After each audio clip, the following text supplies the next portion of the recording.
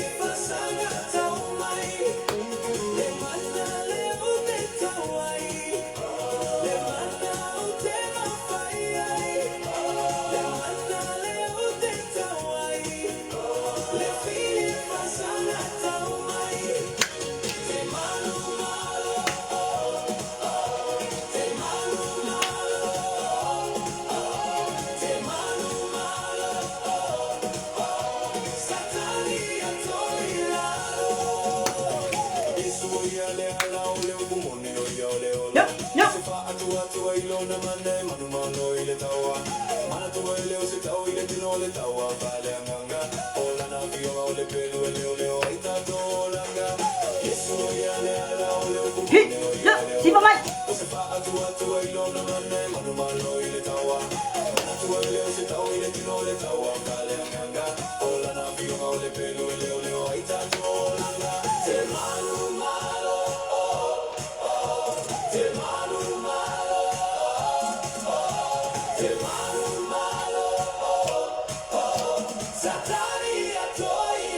Yo. Lalu. Hi. Cep. Siapa mai? Amen. Hallelujah. Oh yes.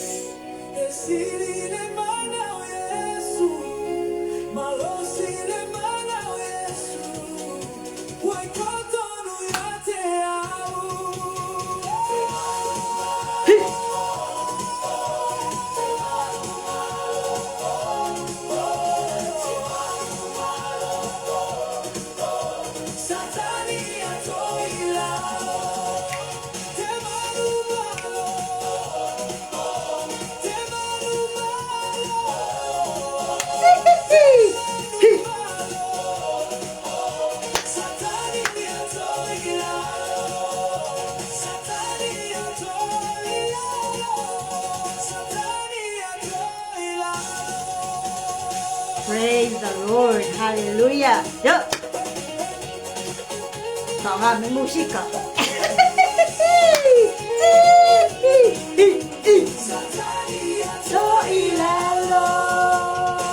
Praise the Lord. Yes. Hallelujah. Glory, hallelujah, vi ia le tua. E mana mia la mana tato fa malolosia, mana mia la mana tato tulai mo le mana la tato fa o Yesu Keriso, mana mia la le faatino ina le tato fa tua. E mana mia la mana tato malolosi i taimi uma i le ngaluenga ufa pena ona tato au na i moia. Amen. Ele aya la se me ole atato fa vai ai pe a fai e moni manai sa ya Yesu. Praise the Lord. Manai sa ya Yesu lo ainga kare pesa fit filinga le ya fiafi male nei olanga yeah pala au bati ate ole ne fiafi sa ya Yesu yeah seke mea umole ainga seke mea umole ekalesia seke mea umai ke yai. Praise the Lord. Ma kilenge au le ya. Amen. Iya saula ya Yesu kau ya iya ma umar elen ma faki kauli iya yo yes apa ngale malia lo loko sau sei kau la ngai lo la ye yes yo praise the Lord.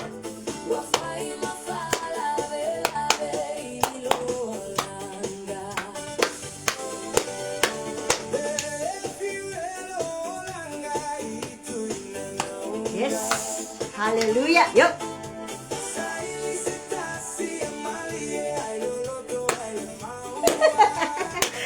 Awalnya saya awalnya kakak. Awal lo kopet no pasta.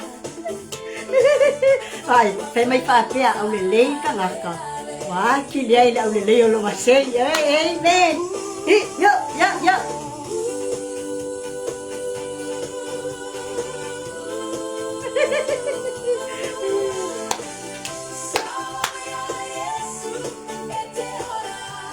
Yo, amen ya saulaya.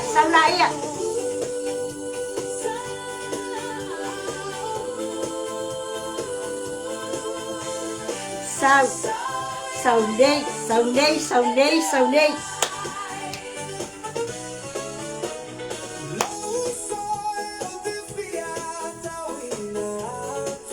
Iyo O te pia tau wina tula mai a ore ne pia.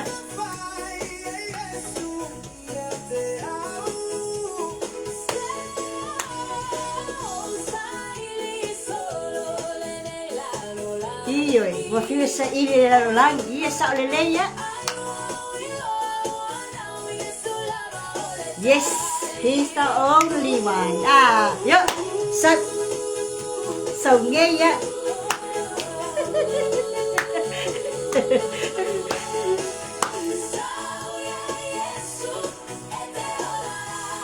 Mày sao ya Yesu mà treo lại.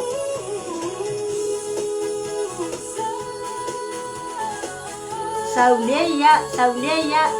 Ở ngoài lắm nó coi phạt quay sau nghe.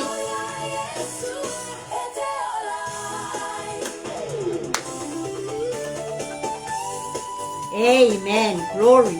Hallelujah. Glory. Praise the Lord. Sao lệ. Sao ya Yesu mà treo lại mà ao lệ ya chi ya. Pastor này. Sao? Oh my phải ăn nó vài ngà lại ya la lệ ya. Oh my ya Yesu mà treo lại mà chi lệ ao lệ ya. Sao loa, sao cam, sao wo, sao friend. Kaya pia lale malele ya oh my ya Yesu. Amen. Sa olele.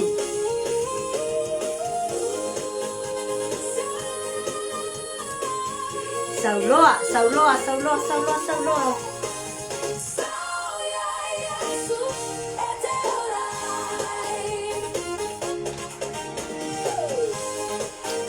Praise the Lord. Hallelujah. Glory. Amen.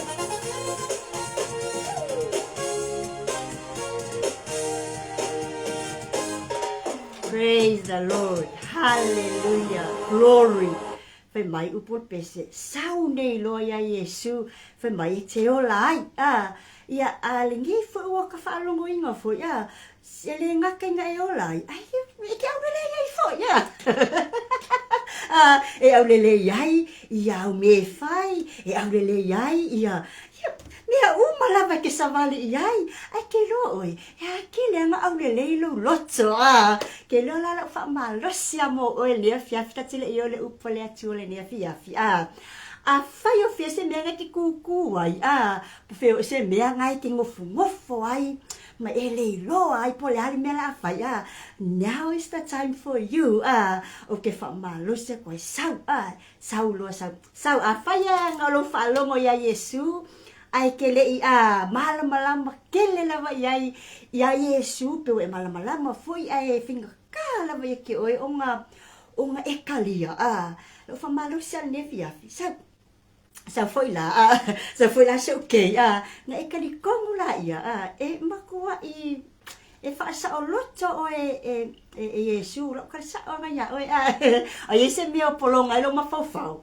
ai se meo mafai lo mafau ai se meo o pongisa ai mafai inai ia oi malau savalinga malau fai nga filila mai lo sa ya Yesu e ke ola e ke aulele yai e ke lele yai e ke manu yai ke sa loko ai ngale ngakali ya oi sa loko koi malale ya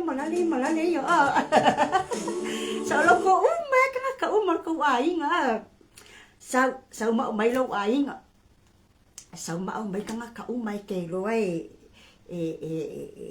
mai ni fa fika uli ya po fo ni meo fa finga kayo la ko bolanga sau ma mai ya ngai dola ya la e ke mong via le la ke sau lo koi lo ai ngan ne fiafi sau lo yes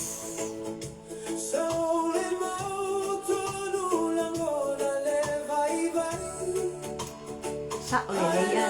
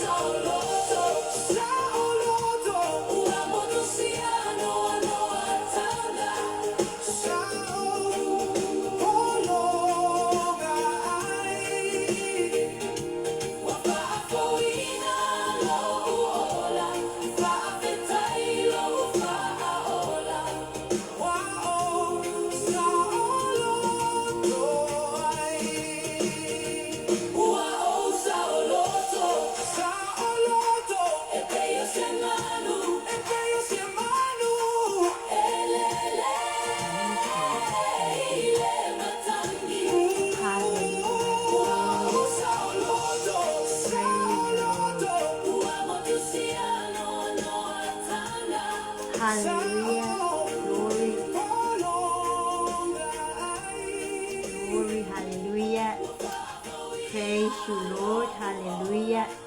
Ia oe tama. Whaafetai lo mātou atua vi ia oe lo mātou atua e lea unua. Mātou whaane e ina pea lo suafa pa ia lo mātou tama. Mātou toe mafuta fo ili nei vaengo le afiafi. Mātou te whaafo i atu le vi inga le whaafetai. Le whaane e tanga ia te oe lo mātou atua. Le atu wae wha mole mole. Ia e whaafufonga mai le nei afiafi. Ia e fio mai lo anganga pa ia se ita ito o lua ina i mātou. A se o mātou whaasoa matala noa i lau upu. Ma mātou mafuta ai le nei afiafi. Awina mai alo mana e malosi ai o mātou tangata. Ia awala mātou mafutanga le nei afiafi. Le polokalame a lau whanau o le Maapupula o le Faaolataga. Ia o mātou Maapupula ina pea. Lo mana o lo alofa o manuia ma mea lelei umalava o lo malo le whapena o na manu malo ina ai ni nganga se tele a walo finangalo wha manuia wha au mai i mātou umalava le ne afiafi tu mau wati ate oe le vi inga ne ia o le whaavavau lava amene ma amene. Praise the Lord. Hallelujah. Ia vi ia le ali. O te whaatalo whaate o male nganga mo lalo tele ia male whaalo alo ia i lo tātou a inga wa mawhaio na mawale avanoa tātou te mafuta ai ia i le nei afiafi. Ia o le tātou polokalami foi o le Maapupula o le Faaolataga ia mai tutono o le siti ia i le mea olo ia i le teini o le siti ia ma mea au lelei maa ia vi ia le ali ia whaatalo whaatuai ia i le tino ke riso ia mai se foi ia se tātou a inga lo whapena ia ona nau e mafuta ia wale upua le atua ia molona finangalo. Ia whaatalofa ia i le Global Kingdom viewers, friends, ia ma i lato umalava lo lango ina le tātou au nanga. Whaatalofa foi ia i so o se ministry o lo whapena ia o nau lato whaasoa ina le upua le atua. Whaatalofa foi ia i tutono e kalesia ia e maise ai foi ia sungai whaafia ngainga mawhaletua ia lo lato tau asuina le ipu vai o leola ia awale finangalo lo tātua le i whaolo Yesu ke riso. Ia whaatalo whafoi i tutono mauta ngase na i o tātou mātua matutua ai le ngata i lea so o se tasi lava o lo whapena o na iai tutono mauta ngase ia ona o mai o le tino ia tu mau watu le whamalolonga le atua me whamanuia te le atua mo o tau malava ta i tu atasi. Whaatalo whafoi nei tātou a inga o wō mai e māsani o lo whapena o na mafuta mai i tu e whiole nei lalolangi ia e whaasilisili ai sa tātou atu ni upele o Samoa ia malau mafuta le nei a fiafi. Ia le whai o na whaangaloina ia nei o tātou a inga ia mai se foi ia so se tasi lava lo whapena ia o na iai whaanoanoanga ia o na o le wala aupa ia ale alii ia i o tātou tangata, ia mau tātou whanau foi, ia maso se tasi lava, ia tau ina i iai le whaamawhanwhananga le atua, ia me whapena, ia o na avea ai whaanoanoanga, ia o ni fianga, ia i leo langa nei o lo tātou iai. Ia le nei tu la fiafi, ia e momoli atu le whaafetai tele lava, ia i au nanga matango fie, ia a se tātou a inga nei, ia ai mai se foi ia au nanga mai i ministry ta tasi umalava ia fea lava le ministry male kale sia lo e au na mai ai ia wale upole atua ia e momoli atu le whaafeta i tele lava ia mai se le whaamalo ia i le ola tautua ma le ola au na ia o tau sunga ia maso se tasi lava lo whaia le ngā luenga mo le alii ia whapitoa fo i le whaafetai ma le whaamalo ia i le sunga le whaatonu, ia ma le whaletua, ia o le tātou au nanga nei, ia manai sunga i whawhiangainga ma le whaletua, ia ma le maalose se tātou a inga i le au whaasoa, ia o ao whailaunga, mai se fo ia fai a ongo le tala le lei ia o loo latu faaso ina le upo le ali ia i le aso ma le aso ia faamanuia tele le atua ma ia utu pupuina pea le atua o tau fofonga mai se o tau mafaufau ia awa lava lana upu ina ia faapena o na ola pea ia le au nanga mo lana fio. O le nei vaenga le fiafi i se o ainga ia se o tātou faasoa se tātou tufa ia i le upo le atua ia wa mai fo ele nganga le nei fiafi ia faapena ia ono tātou fetufa ia mo tātou le faamalusi ia ia manatua ia ele o se launga ia po o se tau atu o se poto i le tusipa ia po o se faasoa atu foi o se lelei ua ia te au nei i le tusipa ia ai o le fia faasoa ma fia tau longo pea ia mafia whamanatu pea ia ina whapena o no tātou malolosi pea ia i awala tātou au nanga mole li.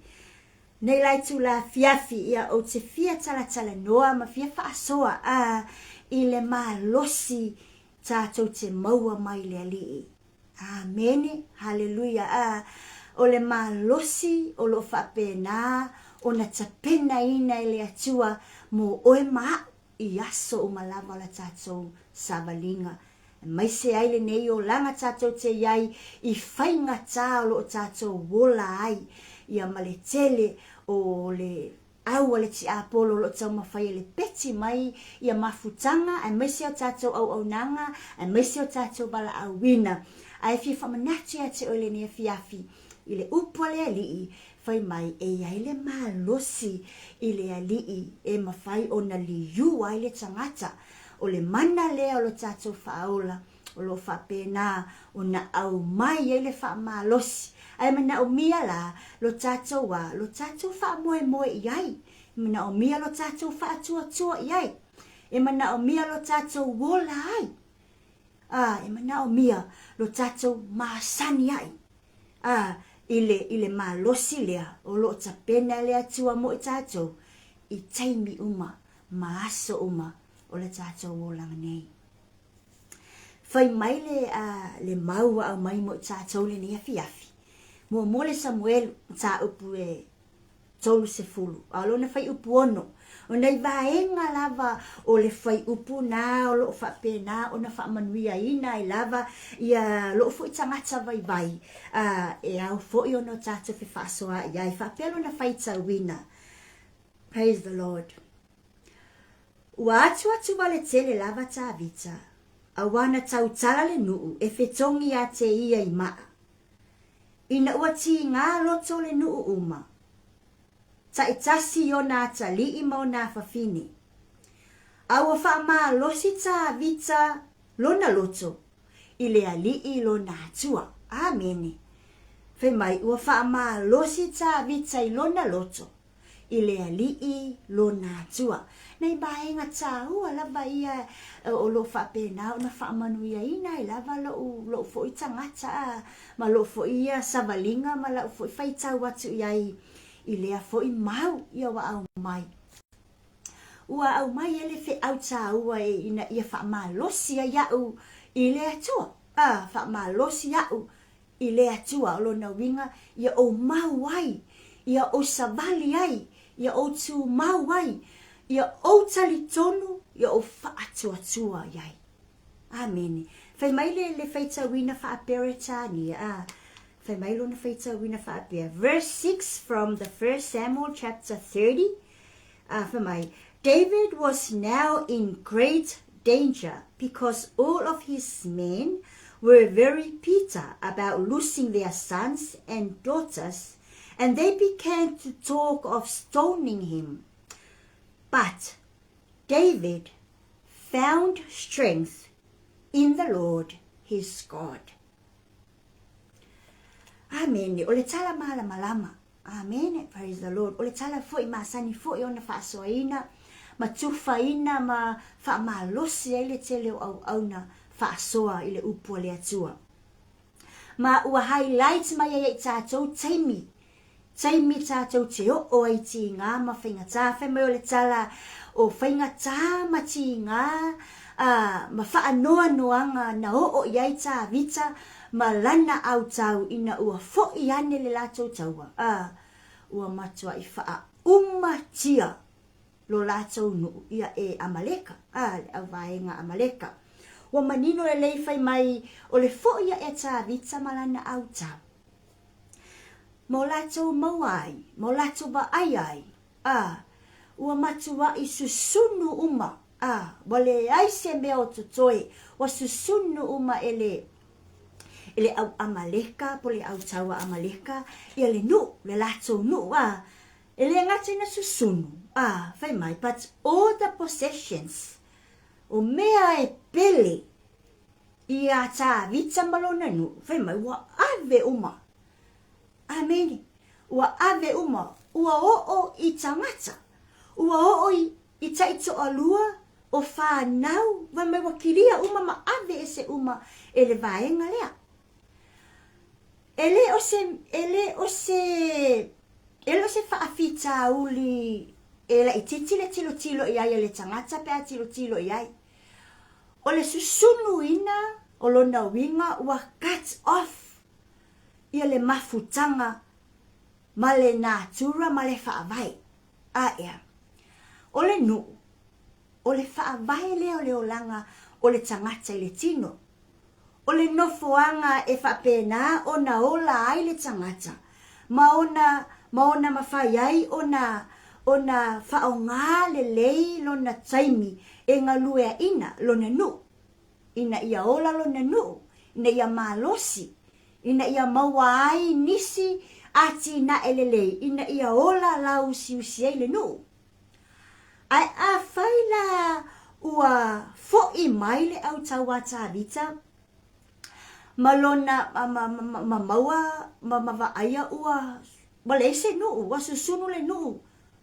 Olona winga. Wale ese fesota inga atangata. Malo lato whaasino manga. Ea. They burn up the whole city. They burn up the whole village. They burned up everything. Ele ngata ina susunu, ia nai tā oa. Whai mai, o lātou ave whaamalosi. Pe o lātou ave ia e pele. O tangata, o taito o lua ma whanau. Nai tala no ai, whai mai le whai upulua, whai mai. Ua tāwhea fo'i, ua whasia fo'i sekeleka, ma ua whaamu wina i le afi. Ua tāwhea fo'i whawhine sai ai. O e iti a tō mai e matutua, e le i whailonga ina. Whai mai, e le i whasiotia se tasi, a ua ave i lātou, ma ua lātou o. Ua o atu tā vita mauna tangata le ai whaauta, ua mui le afi, a o lātou wa vā mo lātou wa talii, mo lātou wa whawhine, wa ta whea i lātou. Whai upu wha, whai mai, o na whetangi si ai lea o tā vita, ma le nuu sa ia te ia. Ua leo te tele, ua o ina le to e la vā o na tangi. Ua ta whea fo ia vā tā vita e to alua. O ai noama le Israelu, ma api kaila lea vā nā palu le karamelu. Ua avea lea ma mea atu vale te le lava ai tā vita. Awa, ua tautala le nuu e whetongi a te ia i maa. Ina ua ti ngā o lātou loto. O lātou a talii, ta itasi maa whawhini. A ua whamalosia i loa tā vita. I lona a lii lona atua. Ole ata manino mawhai o na whaailoa mai. Ua matua i yo o lava tā vita. Ma e na o lātou wo le taua le ua le ola. Ua matua i yo o lava i wha noa noanga. Ua avea ma mea e le lava vai. Whai mai wa whetā nisi. Ina ua o mai wa le eise nu ua le aia lātou wa vā ma lātou whanau. Wa whetā nisi wa ti ngā. Mai whetā nisi wa o ina le lava vā whetā nisi. O nei tangata ia po fita ia no latou o. Whai mai. Wa makua i o le tangi ti ngā. Ho o maleita ia i latou. Ua afia toi bao latou a inga taluai. Ia tāvita ma le latou au tau. Ameni. O whaanoanoanga e le mawhai e se tangata ona tau ave. O whaanoanoanga tātou te le lava tia ona whaafesangai. O whaanoanoanga tātou te oi lava lo tātou le lava. Wa leo whai mai, wo ia tāvita ma nai fita ino latou o. Wa feta ngisi iti ngane. Ua le lava va feta ngisi. Wa le aile no. Wa mule ele. Ua ave mo latou tangata. Ua ave mea tō tino. Ua ave mea e pele ia te i latou.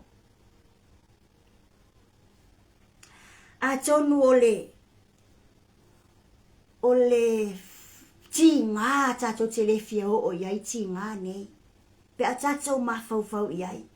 O ti ngā e o mai e tātou le whaavaivai. O le mū le no. O se ti ngā auni o tātou tilo wa mū na o le lau ele. O le mū o le no. O lo na winga. Ua le ai se ola. Wa le ai se wha moe. Wa le ai ni tangata e fia no nofo ai. Atonu, o ti ngā tātou te le fia o iai. Pe a tātou tilo foi i le ave ese atua o tangata lo tātou a inga. Ia ele leo lai ave ese a lai ola. A o le ave ese lea i le oti. Ese le ti ngā e le mawhai ese tasi ona la vā tia tatali. Peitai. Na o i le autau, po fita ia, le whaavaivai. O le wingo le tale le lato whaavaivai. Ua tasi lava le whaai unga wo ia te i lato. Le whasiotia tāvita. O le lato whaai unga, le ai lava se si me whaia. O le a whetongi tāvita i maa ina ia oti ai. Whai mai, le lato fo ia a tonu. O le whetonga tāvita ia oti. E mapu ai o lato ti ngā i le mea lewa tūla i mai. Le ai lava ma sisi na mawhau i sisi lava whaai unga. O le whaai unga mua lava lea na ia te i lato. O le whasio tio tāvita. A tonu le lato mawhau. A whaalongo mai a maleka o lato whasio tia tāvita. Ia ona vea lea mama a mani mafu angalelei. E toe au mai ia lato wā ma lato whanau le wo ma ave. Le ai lava se taso i lato na filifili sesi filifilinga pe mawhau i sesi mea e sili atu o le mea silia i lato o le whasioti o tāvita o le whetongi o tāvita i maa. Peitai. Whai mai. I a tāvita le teimi lea. Tasi lava. Le wha moenga la i a tāvita. A whai wale ai se nuu, wale ai se malosi. A whai wale ai ni a waban tai to olua ma whanau, wale ai fo i se malosi. I tau le lea nei ma tāvita. A o tāvita i lana whaai unga. E le i vave tāvita i lana whaai unga. E le i fefe fo i tāvita. Pau lava lea ole whaai unga na mua lava filifili i tāvita e whai mai. Ua wha ma losi i lona loto. Le ai lava sesi filifilinga na o ia tāvita po sesi whai unga na o ia tāvita.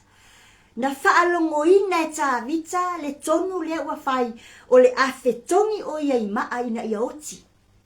Ai whai mai, na mua lava tapa tāvita i lona loto. Ia malosi i lona alii, lona whaola. O le tangata ua ia va ai lelelei o le atua. O le tangata salavea ina le atua. O le tangata o lo whaapena o na whaila na ngā luenga yaso taitasi malona wha moe moe le atua. Amene. Ti ngana tau pule pule tangata tau ai ia oti. E lei li liwai le maa losi o lo le loto ta vita ilo natua. Ti ngana whaalongo ina le tala o le ao o mai le oti ate ia whai mai. E lei mawhai o na rasha i pe whaavave vave ai se filifilinga fefe ta vita. Whai mai na tu maulo na loto le maa losi le atua. Amene. Ele instead, ele i whaapea na filifili ta vita, o ta vita o le tupu, o le toa malosi. Ele aia masese o na fita ma whaialo na malosi. Ina ua whaalongo atu ta vita ta pulpulenga o le awhetongi o iai maae ina ia oti. Ele iai ia te ia se loto fo ile le tau i atu. Ele ia te ia se whaavai vai whapea, e sao kaunga whekongia i maalanga o wau lewa maafua ele ave ai fua te to lua o nei tama ia malato whanau. O wau lewa maafua na susunu ai umale nu. Instead of retaliating, ele iyo o ya tavita se loto tau yatu iai. Ele iyo o fo ya tavita se tau mawhaifu ile le whapea. I'll stand and defend au. Ele tau pule fo lo na loto ina ia whaise au wala defend ai o ia mai tangata. Mai le au tau lea, mai tangata ila tau mawhai e whasioti ia. Ele iai fo ya tavita se panic. Ele i kau popole. Ele i fefe. Pau lava le mea lea manino mai i sai le loto tavita whai mai. Wha losi lona loto i le alii lona atua. Amen. Praise the Lord. Hallelujah. Le ale mea lawa tupule ma faaolataga. Were aware. David consciously umakuai aware manofo utaleleita vita. He has a full awareness in his heart wana olea tua lava langa focus. He consciously focus upward to God. Ele iai se whaapea o le atapena e tau le awali ia la ka mawhai e whekongi ngaia. Ele se tapena whaapea o le a o whaasanga aku e whaingia o mai le e ki whengia ia o mai le. Mai le tonu le wa whai mai e le au vae ngaia. Sa ia ta vita le awareness, le full awareness i lona loto. O lona atua. Paula vale o le tali. O mea wa susunu, o le ai o tangata, o le ai o senuu, o le ai o taito o lua mawhanau, le ave wha malosia, pe ave wha malosi tangata lea, ia mea pele ia ila atau, whai mai, ngā awea tā vita, e lo o iai le malosi na te toi au mai ai mea ia. Na awea ma manofo uta, ma matua itali tonu tā vita. O lo o iai le awala mua. Ma le awala au pito sili. O na ia toe maua uma mai a mea i o ave esi. Maua mai ai mea tō tino, ma le nuu lea ua susunu mai le au amaleka. O le tangata o lo iai le leo, o le malosi o le atua. O le tangata iai le leo le malosi o le atua. O le tangata lea e ola yaso uma. Ao tatou ola yaso uma i le mana o le atua. Ao tatou ola yaso uma i le whaatua tua i le atua. Whai mai, e le kai o kako fefe wawale pe kako ke whaavai vai ngofie. Kako ke le kau I masui foi. Pe kako ke va aia kula va le o ku ma le o ki o kako luma o le ao kako woki ai. Fai mai. E le ma fai ona ave e sea mai o tātou loto le ma losi lea. Pe a fai e tātou te ola ina I aso uma. Le whaatua tua I le mana o le atua. Amen. Wa le ai lava sesi I o le vaipanoa lea nga ke koe wha maa losi a tāvita. There's nobody else. Whaalonga tāvita tau pulepulenga matala tala noanga matala ia wa mapuna mai I fofonga o lau vai ia. Whaalonga tāvita o le oti lava. Nobody else there to encourage him. O ai lau whaamoe e tāvita. Na o lea nganga lava o lea tua lau whaamoe ai. Me whinga ele Ikea ai I kau pupulenga ia. Ele Ikea fo I po a lava maa ke kele nei whaalong laka o inga ia. Ele Ikea ia tāvita. Ai sea, o no le tangata ua va ai matali tonu. I le lei o le atua. O le tangata ua tele le lei o le atua ua fai I ai. O le tangata ua tele la vea ia le atua e fai ai. Amen. Praise the Lord. Hallelujah. Le tama whainga tāvita le fia Maapupula. O le tama whai lea tāvita ia engage pea I tātou ma le whaatua I le atua. Au le whaavai. O le susunu, o le lea ni tangata, o maa ia la whaasanga whasioti mai tātou, o tala ia o tongi mai a tātou, whamai tāvita. We need to actively engage faith with God. Praise the Lord. Hallelujah. Whapena fo'i I tātou, pe a tātou tilo iai whawhitauli. Tele ia whawhitauli tupu le ainga. Tele whawhitauli tupu ia te au, ia te oe. Tele whawhitauli tupu lo ekalesia. Tele whawhitauli tupu te tonu whalaputonga lo tātou iai. E le taimi, e whawhitauli fo'i e. E alu le tātou mafutanga. Te o ai atu. Ua le atu anisi. Whatete inga. Te o ai atu. Ua ke o wha amulu isi. O inai whatu sai. Ua susunu. Ua le ai nisi. O le wha losi lua mea tāvita. O tātou wa ai atu wha whita uli wha pēnā ua nofu a lea wha mawai mai malu. Pe nofu a lea tua ilunga alu. Sao tātou mafuta mo tātou whai mea whaatasi mo tātou ngā lulue ole au tau ole atua. Ai te ia leo wha mamulu. Whe mai tāvita le nea fiafi. Wha maa losi lou loto I le atua. Wha maa losi lou wha atua I le atua. Aua tātou te wha vai. Aua tātou te pala ai. Aua tātou te tau mawhai e tau I atu. Whatever reasons that people is gonna leave us, whatever reasons people gonna leave our aukau, aua e ke panic. Aua e ke kau mawhai e ki whengi oe. Aua ki kau mawhai e whaise mea inga ia whapenga o ngā ki whengi mei oe mai tangata nei po le au tau le la wha maa mulu mai le au tau la sa tātou ngā lulu e ai. Whai mai, wha maa losi pea lo oe loto I le atua. E ofo ia te au.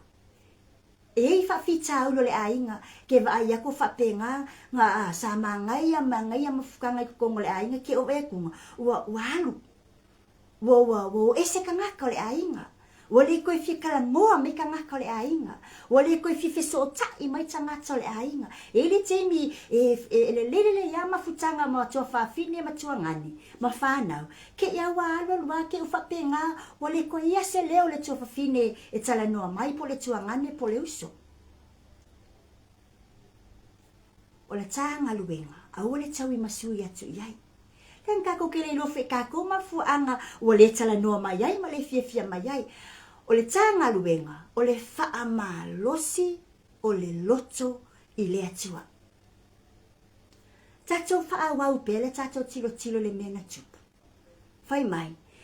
Ina ua tupu whaafita uli ia. Ua ole ti ngā ia tā vita manai male au tau. Whai mai. Na whetā ngisi, ngā lela wawā whetā ngisi. A o tā vita. Sa ia te ia le mā losi lona loto i lona atua. Mai a tapa atua i. Whai mai le whai upu lona fitu. Ua whai atu tā vita. Ya avi ata le fai tau langa le ata li o ai meleka. Ina au mai ate au le e fota. Ona avatu ai le avi ata le o le e fota ya ta vita. Fai mai. Nga avaku loa fai me fesili ta vita i le atua. Fai upu valu fai mai. Ona fesili le ta vita i le ali. Wa faa pe atu. O te tuli loa ea. Wele fesili ta vita mai. O te tuli loa ea i le nā au. O te maua ea ia te ilato. O na feta lai mai lea o ia te ia. Tuli loa ia. A wā e te maua atu ai lava. Ma e maua mai lava mea uma. Se o a inga. Le ne afi afi. Ua tapa tā vita i le malosi. Ua tapa tā vita i le e tatau o na mua iai. Mua fesili iai. Mua tapa iai. Le ai lava se tasi le neila lo langi. E mawhai o na tū mai. E au mai se wha maa losi. Mo oe. Le ai lava se tasi o lou a inga. E mua tu lai mai e mai se wha maa losi e te maa losi ai. Na o le tino lava a o lea nganga e le o iei se wha atua i nisi o teimi. Pei tai ane tā vita malana au nanga i le atua.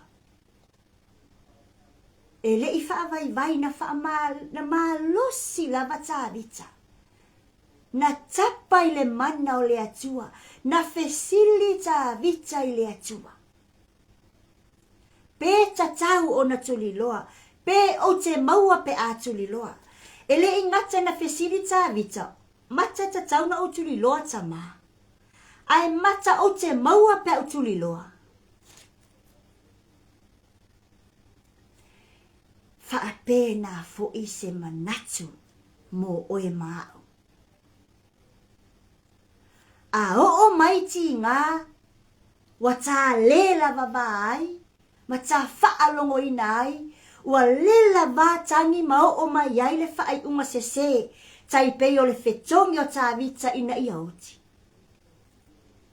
Wha losi a te oe, tapa i le mana o le atua, fesili le atua.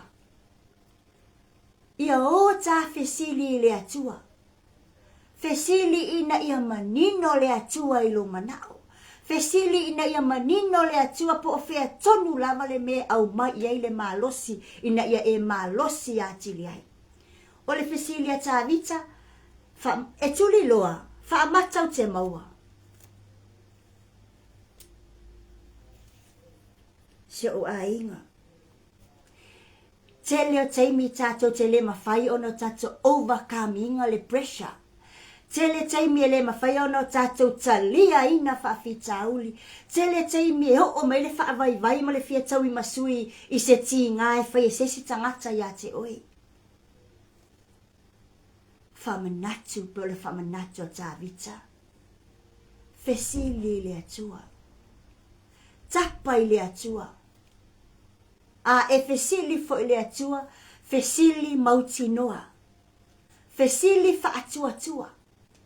Fesili ina ia au ili le lei le finangalo le atua, mamanino i lo manao. Fesili le atua pe tuli loa le whaafitauli. Fesili le atua pe mata e te maua pe tuli loa le whaafitauli. Hallelujah. There are so many pressure e face makako. There are so many loss kako ke whaafesangai. Kele le whaia inga, kele le wha le me pulesa i tātou i nā mea uma. a kako whawhesanga e ei malesi mea ngai la asau i kua, o le asau i kua ma le whaalumaina, o le asau i kua ma le tuu maua laloina, o le asau i tua ma le tuu whaatau waaina o i tātou. Mana tua, o le lalolangi le nā e te tilo tilo i ai. O tangata le nā e te fefe i ai. Aua e te fefe le tau wha fefe le lalolangi. Aua tātou, peke wha alongo ka le whai mai i kala, kongi mai le kala e oki ai le anganga, tongi mai le tala e wha alumba ina i tā ua, tongi mai le tala e tuu maulalo ina i tā ua. Aua e te fefe ai. Aua wha e te fesili i ai, pe te tue wha masino i ai. Fesili le atua. Aua fo te vave sau wha ai unga ita. Aua te vave sau wha ai unga ina ia e tau mawhai lava e ki whengi ai oe. Ma taulelei ai oe. Don't rush in your decisions. You need to ask God. You need to decide with God. You need to have that faith in a ia whamauti noa ai pea i lo loto. Pau lava leo le me mau ai le malosi. Peke wa aia ku lava wa o mai le whaaluma ina i o luma. Peke wa aia ku lava wa o mai lava le tuu maua lalo ina. Peke wa aia ku lava wa susungu mai lava o ai upu matala. Keep the faith. Strength your heart in the Lord. Strengthen yourself. Strengthen your family. Strengthen your purpose. Strengthen your values. Whatāua le tāua le lua mafutanga ma le atua. Whatāua lo tāua o ai tā vita o le taitai au. O ai tā vita o le tupu. O ai tā vita o ia wawa aia le nuu. Whaatāua oe. Ma lou whaasinomanga. Whaatāua lo wala awina. Le wala awina le nā tā vita. Le ala fole nā sa tū ma lose ia tā vita ia tafe mai a te ia le manuia o lona nuu. Ia tafe mai a te ia le sao. Ia whaasao ai mea se se ia. Ia tafe mai a te ia le lei e te le lei e lona nuu lea. Ai whai mai la na wha moe tā vita i le atua. E le i wha moe tā vita i lona maa losi ma lona poto ma o ia o le tupu po le taitai o le nuu. Na wha moe tā vita i le atua. Wha mai na tapa ma fesili i le atua tā vita.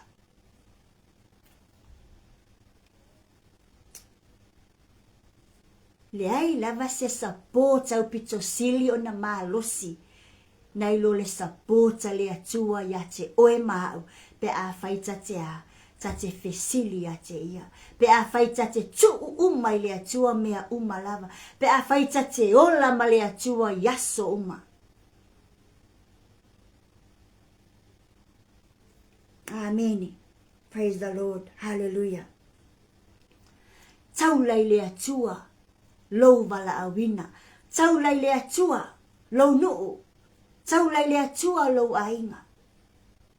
Amen. Taulai le atua, lou tāua. Praise the Lord. A le taulai le atua mea umane. O le a mamao i tāua. Ma tā ope o pea solo. Le eise mea i taulai ai o tā tangata. Whaatu maulo tā whaatu atua i le atua. Ma taulai ai mea o malava. O le tā fōlaunga ma le tā savalinga. Le tā au nanga. O tā wala awina, o tā whasinomanga, ia o tā taulai le atua mea uma. Lou nuu, lou ainga, lou e kalesia. Whaala potopotonga o lo e ngalue ai. O te fia wha malosi a te ole nea fiafi. Let's anger everything that we do. Praise the Lord. In God's faithfulness. In God's strength. In God's wisdom. Taula iai mea o malava.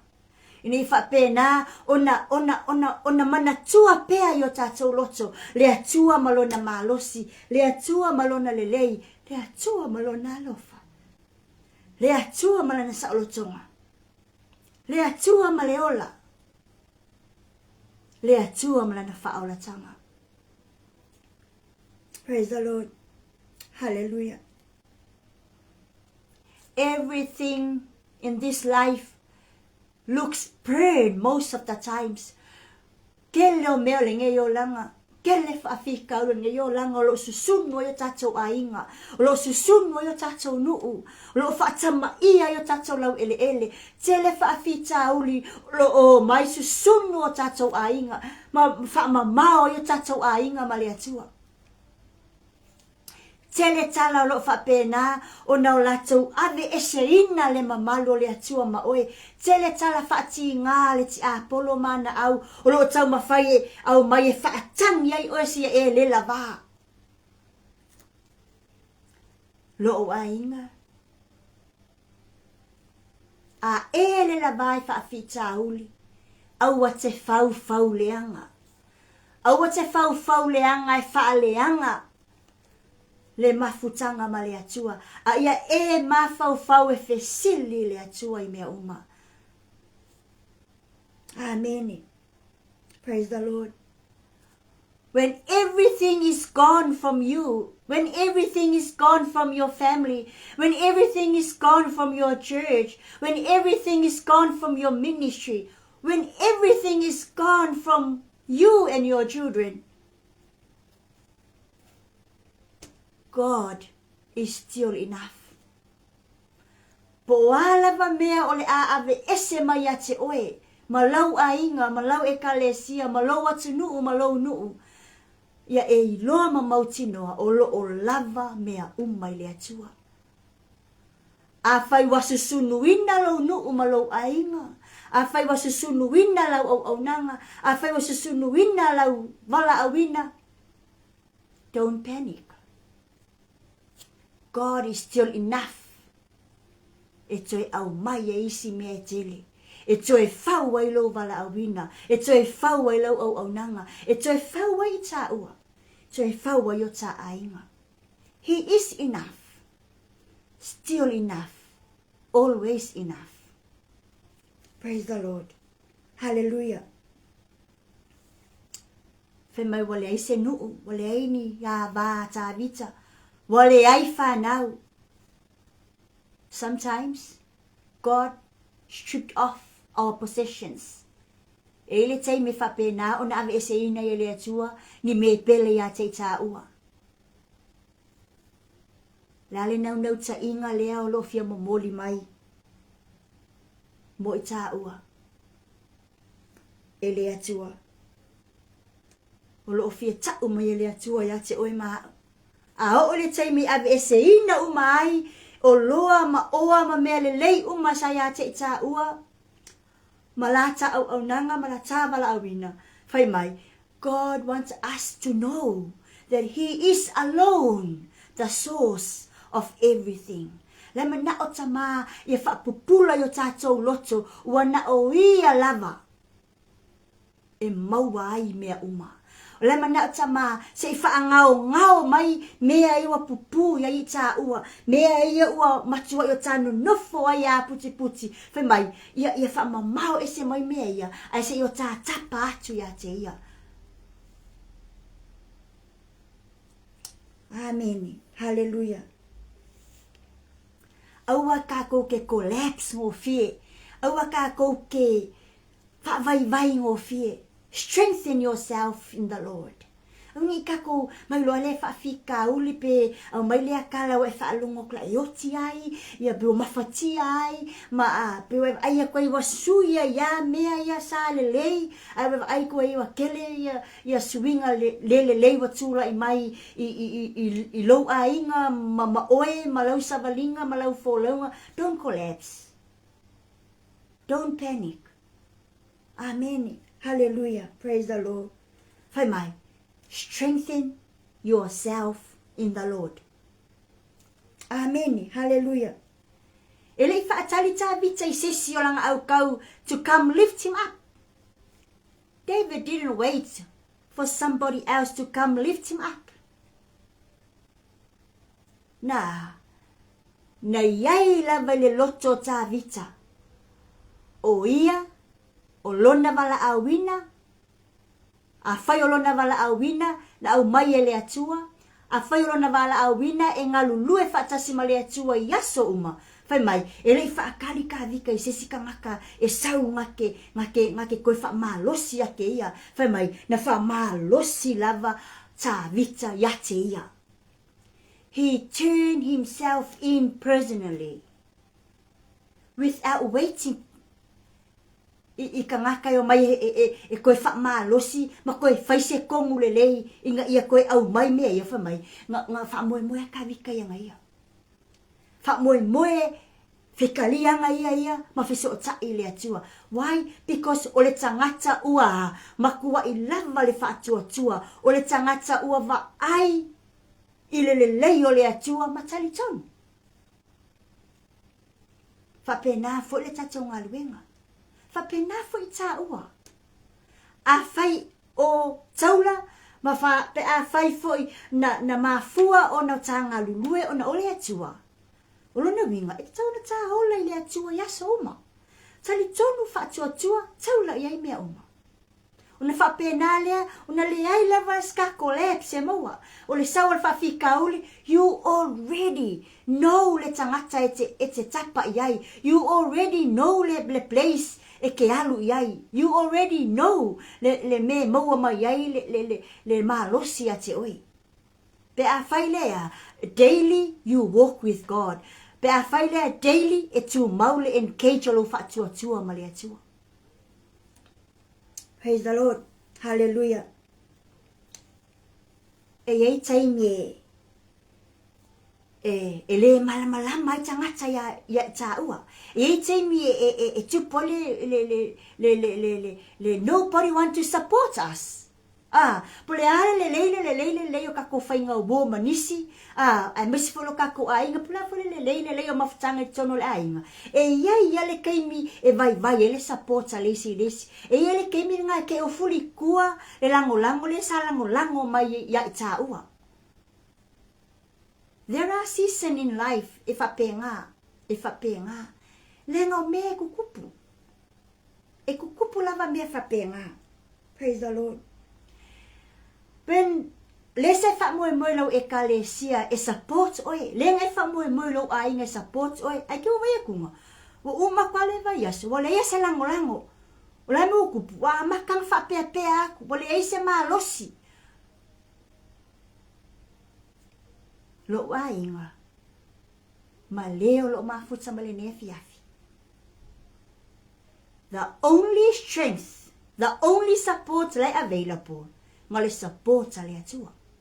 Na o le atua lava e available lava nga ia I keimi uma. Le ai lava se keimi e ke kapa I le atua whapea mai le atua wale ai se mea. All the time He is good. God is good. All the time He is good. He is perfect. All the times. So, a yele keimi e ke wa aia kuai ua vai le lango mai alau a inga. Malau e kalesia, peke ai aku furi kua le lango wale ko ese lango e malosi ai le mea le sa e ka mafai e fai. Don't panic. O ke give up. Fai mai. Na o le atua lava, lai avela pola I ke miuma. Ia e tapa I le atua. Ia e bala au, ia e fesili, ia e tatalo, ia e au ngani, ia e o le atu. He is there. He is everywhere. He is everywhere to support. He is everywhere to look after. He is everywhere to guide us. He is everywhere to lead us. He directs us in the right path. Amen.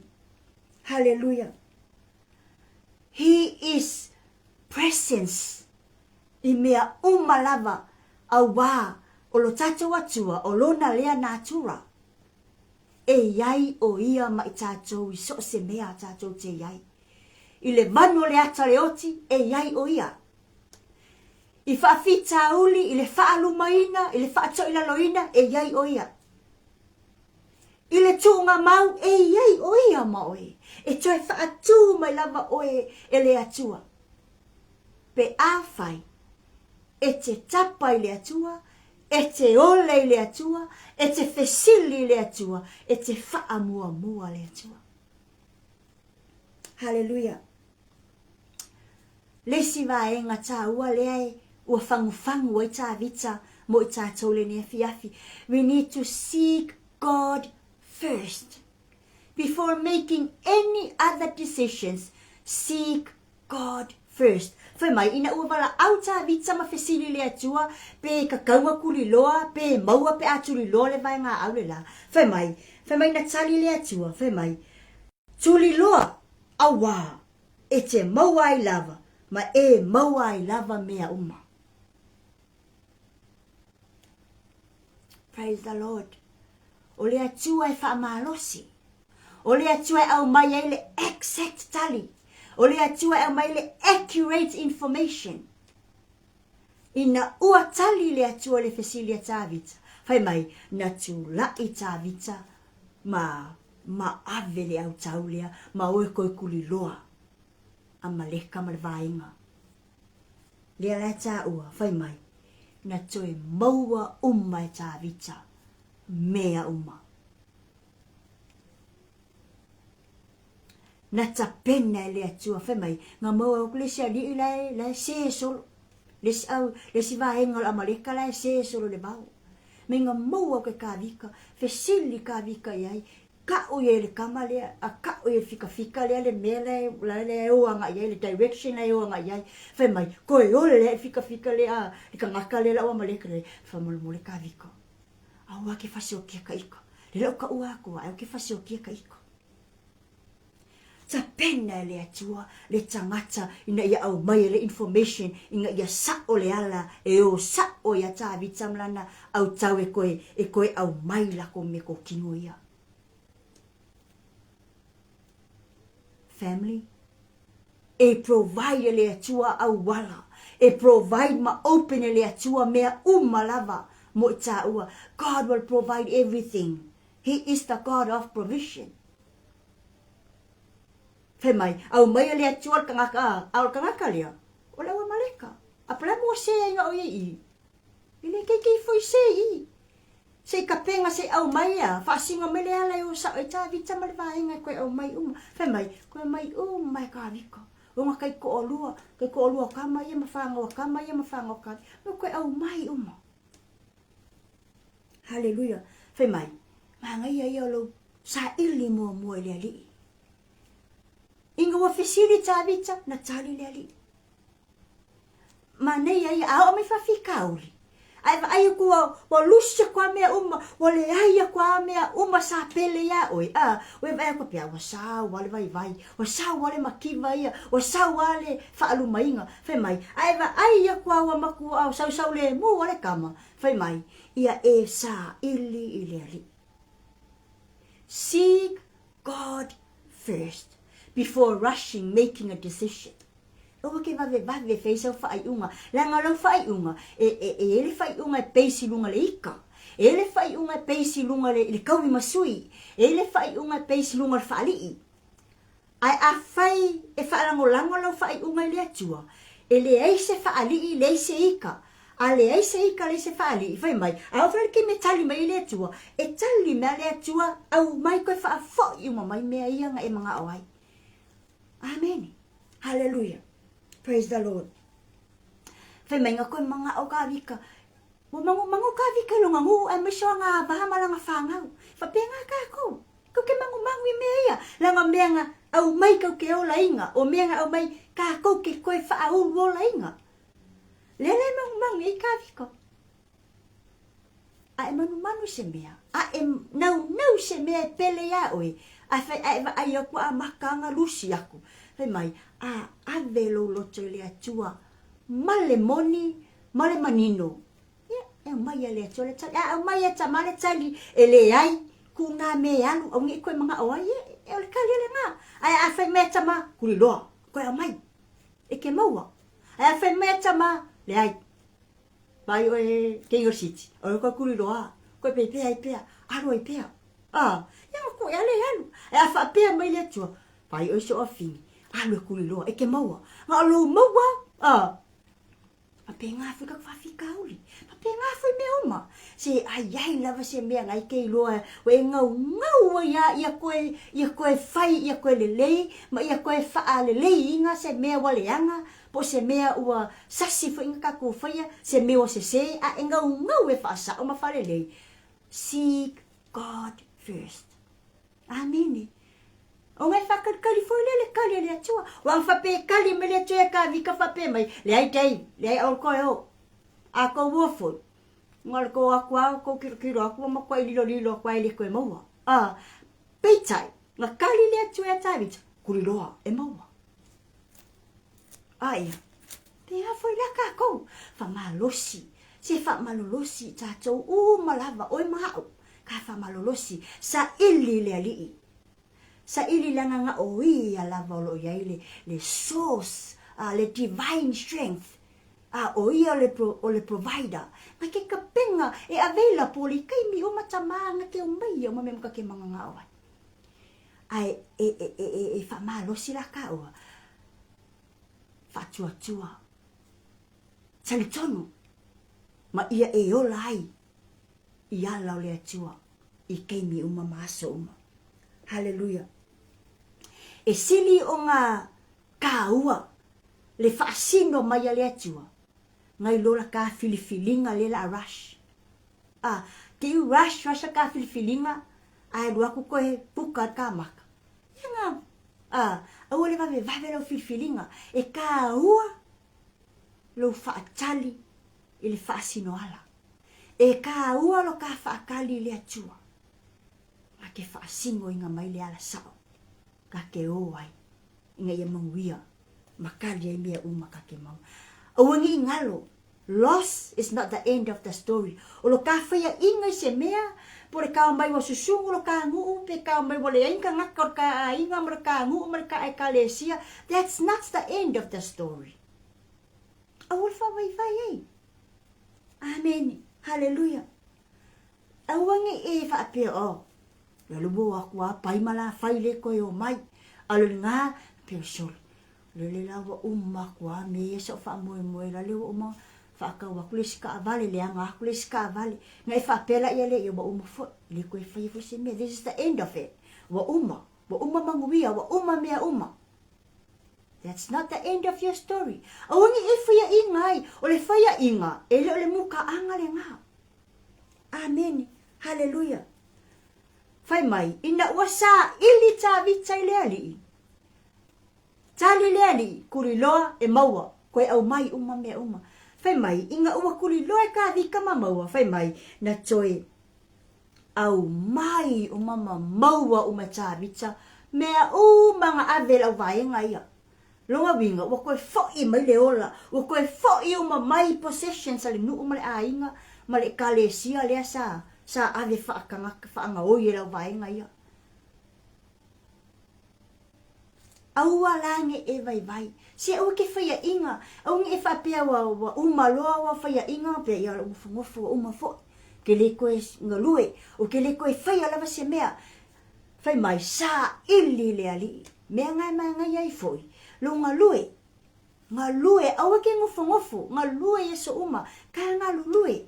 Ia aua ni o ka faya inga ngofie ia sawa ala koe e kali mai le ai alu pea ai le au wala le au mai le atua ai lua koe fiu e kau faya kule meu bole ai ia sawa le kali le ai ia off pizza le mea le sawa fai mai au ke fiu ai au ngi enda inga su asi sawa anga ile atua su anga ile atua awala ke su ele la langi Langa fai mai, pe ki su aku lalo lang, langa pule kau ai oi, su e le atua. Ina ua sa ili la e tabi tai le li. Ka lia le ali, koe muo me kavi, ko mea malama. A koe foi umai. Yo ko olua la wali iang fa ngo ma fkangisi le ngiro I maka mo ko ikinga I fkangisi. Fai mai. Koi fia ingo. Wa ko o mai ia. Lum kua ma ka mai. Yo fo ia I mea la masa abi. Koi mo umang ya. Mea ma ngai ai. Lo fa mo le atua. Wa ang fa perfect ko abi kra wali ia. Vai. Ola le kala.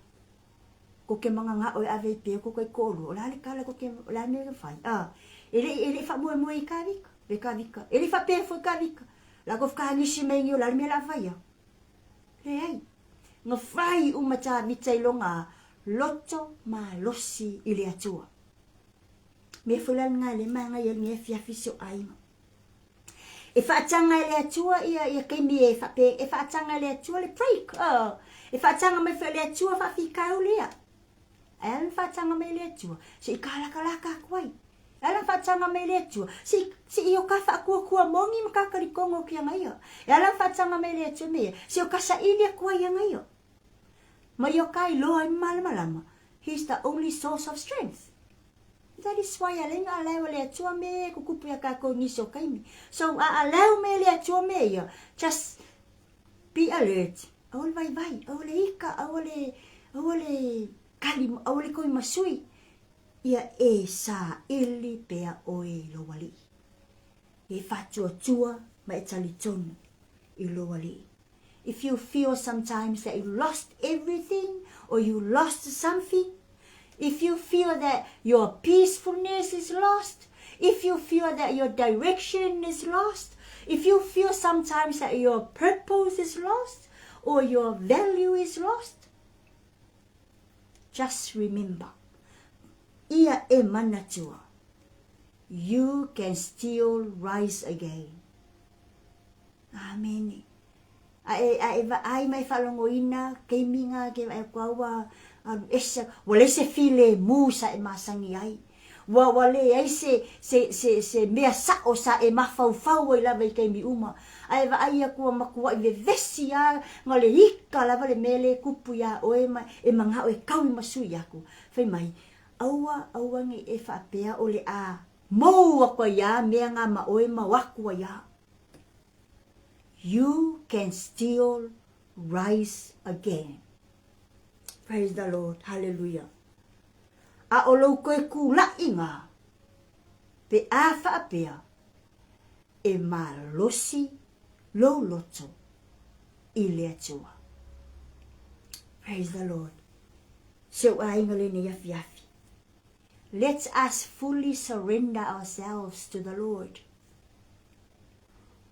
All of the things that we care in life, all of the things that we possess in life, surrender everything to God. For wa ave matali tonu mea lava ya ka ua ia ka ofo ina mole ali. O ava e ngaka ikasole o langa ngai kea ia makele ia lo fa mua. Fai mai ia ave mole ali mea lelei ma mea lo prioritizing.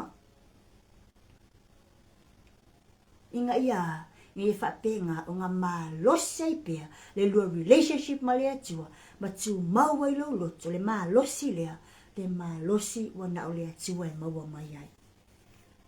Hallelujah. O afa fita uli o ati nga ke va alonga kula ulo I maka le kangi o lo ki nga lava. Fai mai na o le atua lava nga ke au mai le last solution po le talio le fa fita uli. He is alone the last solution of every problems and every difficulties that we face and we experience.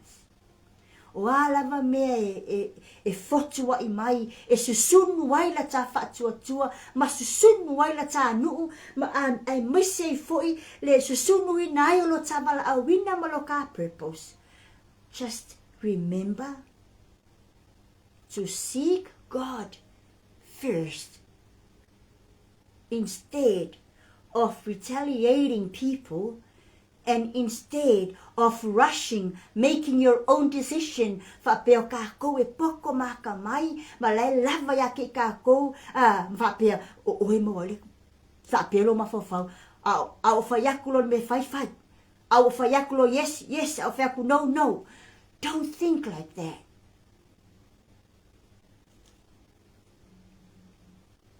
Remember, o lea tua, o loo iai, le tali, le lei, tali sao, o mea umalama. Ia, lo ainga le nea fiafi. Ia o tātou tū mau i le lii. Ia ma losi o tātou loto i le lii. Ia ola ma le lii i aso uma. Ia wha moe le mana o le atua i aso uma. A wani i ngata ai i le teimi e te maua ai mea. A wani i ngata lo walu i le lii i le teimi e tali e le lii.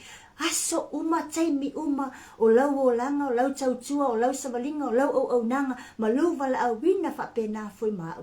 Ia o tai iai lava, ma wha moe i le lii mea uma. I want if I feel I cut off kako from everything o ngale ai le skafa moe. It cuts off le lalolangi. A o lo iai le fa moe i le atua. Amen. Hallelujah. Le nale ta fa so le ne afi. Praise the Lord. O foi ne e vave. E le taimi fa la tai i tātou e. E le tātou au tau. E le tātou vaenga. E le tātou au tamomoe. Le tātou au ngalulue. There are times that our own people betray us. Amen. But pole ale betray au mai tangata. Ai a malosa le loto o tātou i le atua. Ma fesili le atua i taimi uma. E fiu wale betray o le sau. E le mawhainga sau le whaalata ia i tātou. Pe a whai, tātou te tali tonu, wha moe, ma malolosi o tātou loto, wa nao le atua e mauai, le tali o mea uma. So a inga le nea fiafi. Ia, tau ina whamanuia le atua, ma fio ifolo na nganga e whaalau tele le na upu. O tātou maua, mai ile, whamanatu mai e tāwita mo i tātou. Ia tātou whapena ona avele loto ia maa losi le atua i teimi uma le savalinga. Ia whapena ona tai sao i tātou e le atua i le ala sao. Ia ma whaasino mai. Mea tātou te toe maua ai. Mea ua tātou loa. Ua o tātou mata ona o tātou le toe maua. Ona lo tātou whaatamala. Ia ma nisi lava winga. E le tatau ona o tātou whaia. Whamanuia le atua le nea fiafi, whai ngā malolonga o tutoe. Au iei fo ini isi o au nanga o tutoe, whamanuia le atua. Au le nale ta au nanga le nea fiafi, ia, o te alofa tele mo o tau umaseo ainga, i le suafo Yesu. Amene. Mātou whaafetai ta mai lau upu, whaafetai tele lava i loa lofa malawanga le lei, whaafetai lava nganga pa i lau fesua soani, ua mātou whaapena, ona mātou langona ina ta male ne fiafi, ia ta tau ia i mātou, ona mātou sa ili atu, fesili atu, ma ia malo losi peo mātou loto ia te oi, ne whaapena, ona e au maia le tali, ma e au maia le ala sa o mātou te uia, ne i o mātou mauai le lei ma le ato toanga, o mātou wala awina, o mātou tāua, e maise ai o mātou mafutanga i so se mea lo o mātou mafutaina. Ne nei afiafi, ia fo i pea lo vi inga, e le au noa mātou maupe ia te o le vi inga, ne i o le whaavavau lava. Amene, ma amene. Praise the Lord, hallelujah, li ia. Ne nala tātou whaasoa, ia ai whaatalofa, ma whaafeta iatu, ia i le tino ke riso, na mawhaiuna maole awanua tātou te mafuta ai. Ia i lau susunga, whaafeangainga pasta na nai, whaafeta i tele mafuta, whaamanubia le atua. Lau susunga le whaatonu, ia pasta Mikaele Pereta, beautiful whaletua Sarah, ia whaafetai mafuta mai, whaamanubia le atua.